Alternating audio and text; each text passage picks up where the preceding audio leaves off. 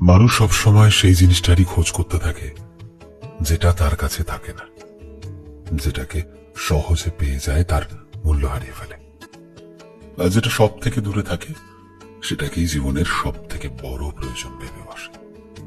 কি অদ্ভুত ব্যাপার, তাই না? যার কাছে ভালোবাসা আছে সে সফলতা চায়, যার কাছে সফলতা আছে সে শান্তি চায়, যার কাছে সবকিছু আছে সে নতুন কিছু চায়।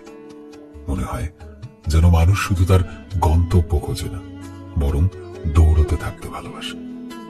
কিন্তু সত্যি তো এটাই যে জীবন তখনই বদলায় যখন কোনো কিছু না চাওয়ার পরও ভগবান আমাদের কিছু দেয়।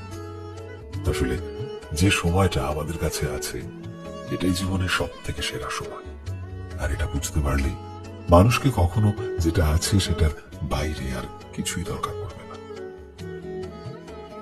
এটাই সত্য। এভাবেই তো ভালো থাকতে হয় জীবনে।